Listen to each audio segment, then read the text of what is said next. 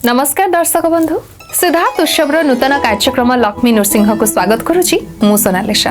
दर्शक बंधु नृसिंह पुराण में वर्णना थिबा अनेक पौराणिक कहानी विषय आम आलोचना करिथौ। तेबे आज आम आलोचना करिबा शांतनु चरित और संतान वर्ग एवं से विषय अधिक जणाइबा वर्तमान आम सहित अछंती अष्टादश पुराणर अन्यतम गवेषक professor doctor Niranjan Sahu. Sir नमस्कार। नमस्कार। आपनको बहुत बहुत स्वागत लक्ष्मी नृसिंह। जय जगन्नाथ जय जगन्नाथ।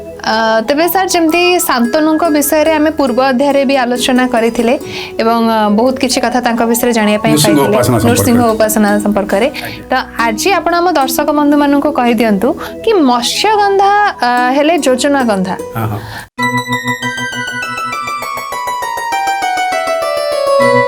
से विषय टिके हम दर्शक बंधु मानन कहि। बहुत चमत्कार भल खूब सुंदर प्रश्न एवं सुंदर प्रसंग प्रिय दर्शक बंधु। कारण ये जो मत्स्यगंधा हेले योजना गंधा ए संपर्क रे आरंभ होची जेतेबेले प्रलय काल सरीछि। प्रलय काल परे ऋषिमुनि माने आसुचंती एवं तत्सहित ये जो सृष्टि क्रिया भितर को आसुचंती देवता माने आसुचंती नरलोक आसुचंती चारिटी वर्गर जीव आसुचंती पातालपुर आसुचंती अनेक कथा घटना भितर आमर समुद्र मंथन घटुची आ समस्त वेद वेदांत कार्यक्रम मध्य होउची। एठी गोटे कथा घटना घटिची जे जो मत्स्यगंधा प्रश्नटी आसुचंती सृष्टिर क्रिया आरंभ होउची कोठी ना चरित कथा आरंभ होउची। ये जो मत्स्यगंधा ये मत्स्यगंधा होउचंती दास राजा केउट दास राजांकर झियो।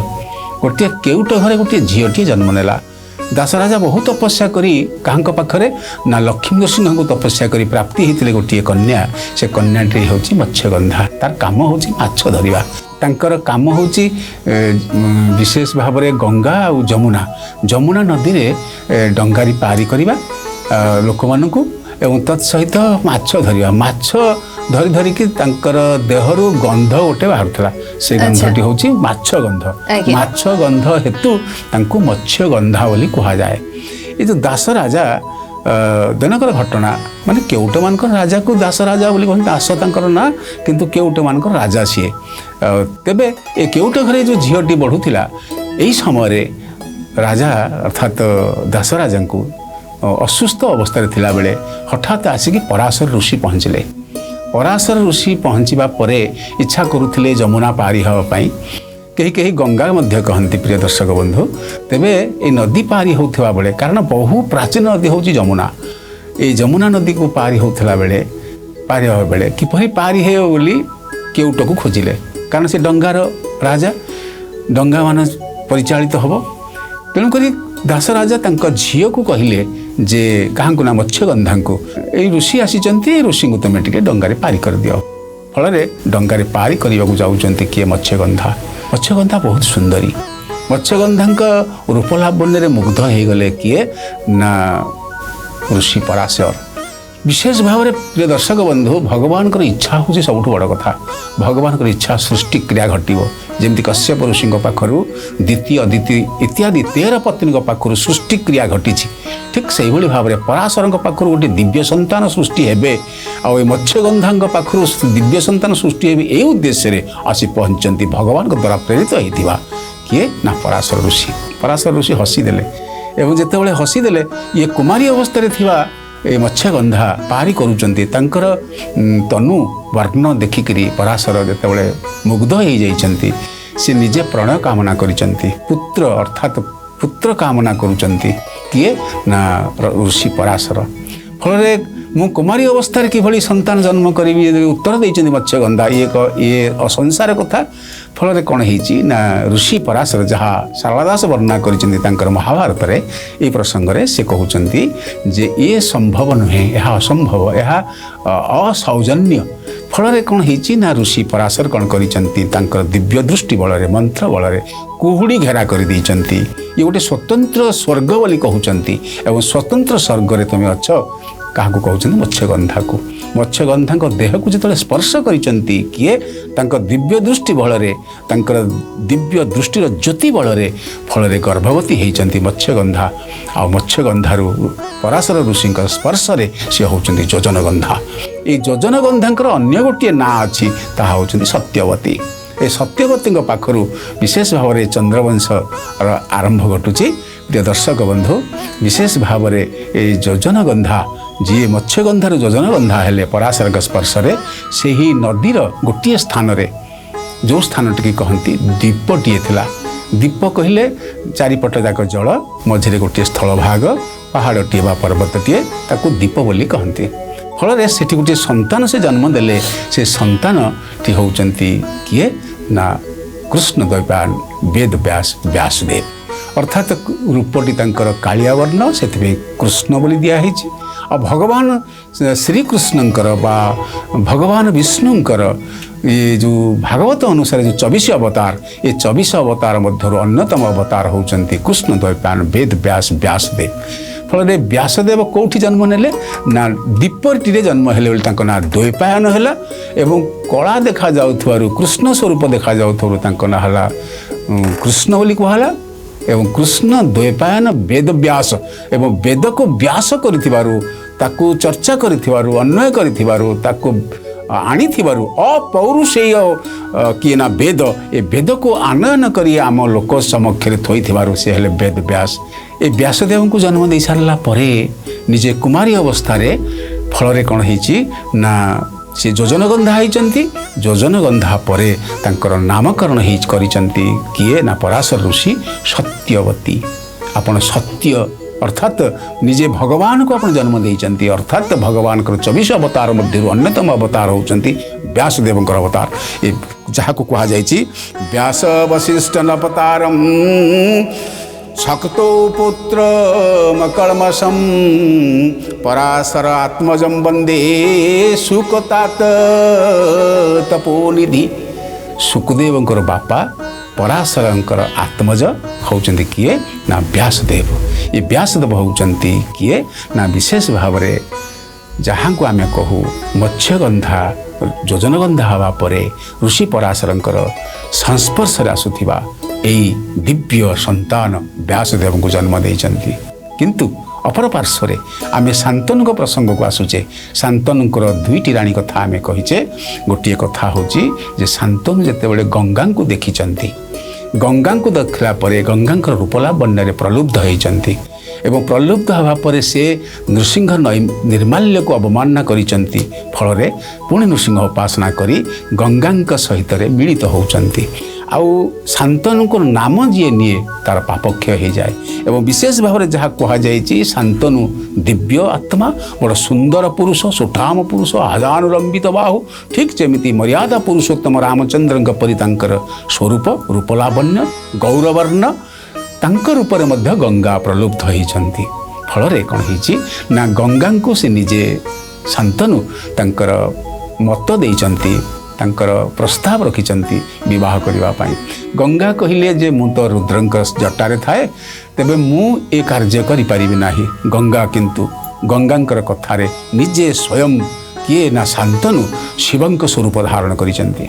शिवंक स्वरूप धारण कला परे गंगा प्रलुब्ध होइचंती आ गंगांक संस्पर्शरु आसिचंती 8टी पुओ 7टी पुओ। सेठी से कहिचंती जहाँ शारदास वर्णना करिचंती कहिचंती गंगा कहिले थिबी गांगी कहिले जीवी। जदि एई शर्त रे आपण राजी हेबे ताहाले निश्चित भाव में तुमको विवाह करिबी। फल शर्त रे राजी होइचंती शांतनु राजी हवा परे विवाह करिचंती। कौन ना तुम्हें मते गांगी कहले मु जीवी किंतु गंगा बोली मते डाकिबो खराब शब्द मते लगेबो नाही। फल प्रथम पुओटी जन्म होइछि प्रथम पुओटी को मारिकी कौन करिछन्ती ना गंगा को फिंगी देइछन्ती। द्वितीय पुओ होइछि ताको मध्य मारि देइछन्ती गंगा। तृतीय पुओ होइछि चतुर्थ पंचम षष्ठ सप्तम पुओ पर्यंत निजे गंगा जन्म देइछन्ती शांतनु पाखरु एवं 7टी जाक पुओ को मारिकी तंटी चिपिकी फिंगी देइछन्ती। अष्टम पुओ भाव आसुचंती किए पितामह भीष्म। अपर पार्श्व सत्यवती पाखर जो योजनगंधा होउचंती योजनगंधा पाखर आसुचंती किए ना कृष्ण द्वैपायन वेद व्यासदेव। किंतु एपटे आसुचंती किए ना एपटे आसुचंती गंगा स्वरूप गंगा सहित संस्पर्श आसीथिबा शांतनु पाखर आसुचंती पितामह भीष्म। ये दुई रथी आसवा परे शांतनु वंश विशेष भाव में प्रिय दर्शक बंधु बलिष्ठ हो उठी। कारण भगवान इच्छा ये जो नृसिंह पुराण वर्णना अनुसार शांतनु सहित आसुचंती सत्यवती। किपरि आसुचंती ना जेतेबेले गंगा को गांगी बोली कहिचंती काहेकि कहले गांगी बोली कहिवार तात्पर्य होची जो मोर जो संतान आसुचंती ए संतान को पई व्याकुल होई उठुचंती कहार ना शांतनु को आत्मा मोर ए पुओ दरकार मोर गंगा दरकार नहीं फल से गांगी बोली तांको कहिचंती फल गंगा निजे फेरी जाइचंती शिव पाखक दिति शिव स्वरूप थिबा शांतनु को परित्याग करी गंगा फेरी जाइचंती स्वतंत्र शिव पाखक रुद्र पाखक फेरी जाइचंती किंतु छाड़ी जाइचंती गंगा गोटे पुत्र गंगा पुत्र भीष्म को छाड़ी जाइचंती ये होचंती शांतनुंकर प्रिय पुत्र जी शपथ करि पारे जेतेबेले से घर छाड़ी देइचंती अर्थात गंगा चली जाइचंती व्याकुल होइचंती कौथिरे ना प्रेम रे देखुचंती सत्यवती को तांको रूपलावण्य रे प्रलुब्ध होइचंती किए शांतनु फल विवाह करबा पे इच्छा करिचंती सत्यवती को ए सत्यवती पाई भीष्म प्रतिज्ञा करुचंती मु विवाह करिबि नाही मोर पुत्र संतान हेबे नाही निश्चित भाव में फल दास राजा देइचंती काहाको सत्यवती को सत्यवती सहित शांतनुकर विवाह होइछि तम दर्शक बंधु मान को कहि दियंतु तांकर वंश रक्षा पे सत्यवती चिंता जो हेतला केमती कोन हेतला केमती से तांको वंश रक्षा करथिले खूब सुंदर कथा प्रिय दर्शक बंधु जानिबार कथा ये ज्ञानर कथा नुह केवल तत्वर कथा नुह ये हूँ आमर धीशक्ति बुद्धिवार शक्ति जानिबार शक्ति किभली भाव में पुराण मानकरे जहाँ वेदरु वेदांत भितर देकी उपनिषद भितर देकी अष्टादश महापुराण भितर आमर जो पूर्वज माने जो ऋषि मुनि माने थिले जो चक्रवर्ती राजा माने थिले से वंश परंपरा रे आमे माने केमती आसीछु ए संसार भितर को भगवान के संसार भितर को से संपर्क जानिबा को अछि बड़ सुंदर कथाटिए आपण मैंने दुईटी कथा शुणी पूर्वर गोटे कथा हूँ शांतनु सहित पराशर ऋषि सहित मत्स्यगंधा संस्पर्श आसुंच जोजनुगंधा होकर आसुंच किए व्यासदेव एवं तत्सहित तांकर ना सत्यवती होती अपर पार्श्व शांतनु सहित गंगा संस्पर्श आसुंच किए ना भीष्म पितामह आसुंच संसार भीतर को एवं सत्यवती को देखिकी रूपलावण्य देखिकी प्रलुब्ध होइछन्ति शांतनु गंगा चली जावा परे फल सत्यवती को विवाह केमती करिवे कारण तांकर पुओ अछि भीष्म एक कथा दास राजा कहिला परे जहाँ कैवर्त गीतार लेखा अछि एवं नृसिंह पुराण लेखा अछि सेथिरे निजे भीष्म शपथ करुचन्ति जे मो विवाह करिबि नाही मोर संतान हेबे नाही ए होछि सब मोर त्रिवार सत्य प्रतिज्ञाबद्ध जे मो संसार भितर को मो पाखर कौन संतान आसबे ना फल सत्यवती सहित बापा किए शांतनुकर बह ये शांतनु सहित सत्यवती बह प्रिय दर्शक बंधु तांकर पुत्र संतान कहीं जन्म होना पुत्र संतान गोटे जन्म होती शांतनु सहित सी होती भीष्म जो पुत्र संतान जन्म हेले ना रूपवती किए ना सत्यवती ए सत्यवती चिंता बढ़िला जे जदि वंश रक्षा न हो ताहले किपरि भाव में भगवान को सृष्टि रहिबो एवं किभली भाव में चंद्रवंश विशेष करी आगक आगक बढ़िबो भगवान को जो इच्छा शक्ति अच्छी से इच्छा शक्ति पालन करवा आउ लालन करवा पालन करवा संसार जो क्रिया अच्छी सत्व रज तमर जो क्रिया अच्छी ये किभली घटिबो कारण सत्यवती सत्यसंध थिले सत्यर संधान करुले फल से ही अग्नि स्वरूपा माँ सत्यवती इच्छा कले कि संतान हम पहुँचले क्या पाखे कृष्ण द्वैपायन वेद व्यास पाखे व्यासदेव पाखे कहले पुत्र कारण पराशर पाखर सत्यवती अर्थात जो मत्स्यगंधा थे जन्म हो सारी कुमारी अवस्था किए ना व्यासदेव पहुँचले व्यासदेव पाखे कहले पुत्र किभली वंश रक्षा हम व्यासदेव कौन कहते माँ आपण ना तुम्हें तुमर जो भातृपत्नी अच्छी भातृपत्नी सहित तुमर संस्पर्श संतान जन्म हेले ये महाभारतीय परंपरा रक्षा हम यह अवांछित बोली कहले मध्य व्यासदेव कहिचंती वंश रक्षा पाई कारण से तो निजे भय भगवान स्वरूप कारण भगवान अवतार फल कौन करिचंती ना जो तांकर दुईटी पुत्र थिले कहा किए ना जड़े होउचंती चित्रांगद एवं आउ जड़े होउचंती किए ना विचित्र वीर्य ये दुईटी पुओ थिले ये दुईटी पुओ जी चित्रांगद और विचित्र वीर्य यांकर पुओ झील नथिले प्रिय दर्शक बंधु ये गोटे छोटिया कथाटे मुझे कहीदिए भीष्म विशेष भाव में तीनिटी झील को काशी राजा तीनिटी झील को नहीं आसी जड़े होउचंती अंबा अंबिका अंबालिका ଅମ୍ବା ତ ନିଶ୍ଚିତ ଭାବରେ ଚାହୁଁଥିଲେ ଭୀଷ୍ମଙ୍କୁ ବିବାହ କରିବା ପାଇଁ। ସେ କହିଲେ ପ୍ରତିଜ୍ଞାବଦ୍ଧ ବିବାହ କରିବି ନାହିଁ। ଫଳରେ ଅମ୍ବିକା ଓ ଅମ୍ବାଳିକାଙ୍କୁ ବିବାହ ଦେଇଥିଲେ କାହାଙ୍କୁ ନା ଚିତ୍ରାଙ୍ଗଦ ଏବଂ ବିଚିତ୍ର ବୀର୍ଯ୍ୟଙ୍କୁ। ୟାଙ୍କ ପାଖରୁ ସନ୍ତାନ ଜନ୍ମ ହେଉନଥିଲେ। ଫଳରେ କ'ଣ ହେଲେ ନା ସଂସାର କିଭଳି ରହିବ ବୋଲି ସତ୍ୟବତୀ ଇଚ୍ଛା କଲେ।